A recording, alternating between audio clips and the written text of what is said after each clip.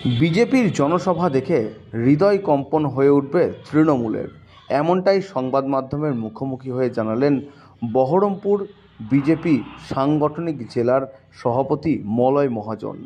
আগামী 22শে নভেম্বর বড়োয়া বিধানসভা এলাকায় বিজেপির পক্ষ থেকে অনুষ্ঠিত হতে চলেছে এক বিশাল জনসভা ডাকবাংলা এলাকায়। আনুষ্ঠানিকভাবে আজ ঘোষণা করলেন বহরমপুর সাংগঠনিক জেলা বিজেপির সভাপতি মলয় মহাজন। আজ আনুমানিক দুপুর 12টা নাগাদ বহরমপুর জেলা বিজেপি কার্যালয়ে সাংবাদিক বৈঠক করেন তিনি এই জনসভার কথা জানালেন সংবাদ মাধ্যমের মুখোমুখি হয়ে। এ বিষয়ে বহরমপুর সাংগঠনিক জেলা বিজেপির সভাপতি মলয় মহাজন আর কি জানিয়েছেন, আসুন আপনাদেরকে শোনাবো আমরা বিস্তারিত। অধিকারী জনসভা করতে আসছেন। পরিবর্তন যাত্রা এই জেলায় সেখান থেকেই শুরু হবে। আপনারা ইতিমধ্যেই জেনেছেন যে সংখ্যালঘু সম্প্রদায়ের একঝাঁক কার্যকর্তা ইতিমধ্যেই ভারতীয় জনতা পার্টিতে যোগ দিয়েছেন। আরএসপি, সিপিএম, কংগ্রেস, তৃণমূল ছেড়ে বহু কার্যকর্তা ইতিমধ্যে আমাদের সঙ্গে সামিল হয়েছে। আর আগামী 22শে নভেম্বর সেই আবহে বড়োয়া ডাকবাংলা হাট ময়দানে একটি ঐতিহাসিক পরিবর্তন যাত্রার আয়োজন হতে চলেছে।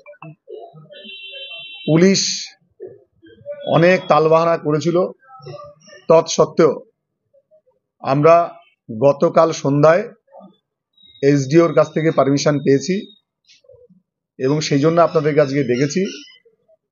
এই সভা আগে থেকেই করব ঠিক ছিল, কিন্তু পারমিশনের হাতে না আসায় বলতে পারছিলাম না। তা আজকে আমরা আপনাদের মাধ্যমে এটাই বলতে চাই যে বড়োয়া বিধানসভাতে সামনের দিন যে জনসভা হতে চলেছে সেদিনই বোঝা যাবে যে আমাদের জেলায় একটা আমূল পরিবর্তন ইতিমধ্যে হয়ে গেছে।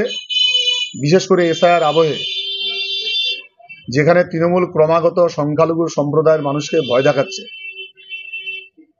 সেই জনসভায় দেখা যাবে যে সংখ্যালঘু সম্প্রদায়ের অসংখ্য মানুষ যে এসআইআর এর কারণে সাধারণ মানুষের মৃত্যুকে দায়ী করত, সেই জনসভা দেখার পর তৃণমূলের লোকেদের হৃদকম্পন শুরু হবে। ওরা বুঝতে পারবে সত্যি যে এসআইআর যে আতঙ্কের বিষয় সেটা তৃণমূলের কাছে বর্তমানে আতঙ্কের বিষয়। তার কারণ হচ্ছে এসআইআর যাকে তৃণমূল দায়ী করে সংখ্যালঘু সম্প্রদায়ের মানুষকে দূরে করে রাখার চেষ্টা করছিল, তারা সেই আবহেই সেই সভাতে যোগ দিয়ে প্রমাণ করবে যে এসআইআর স্বাগত এবং এসআইআর এর কারণেই পশ্চিমবঙ্গে পরিবর্তন একটা অবশ্যম্ভাবী একটা ফ্যাক্টর হতে চলেছে। সেই জনসভায় সেটাই প্রমাণিত হবে।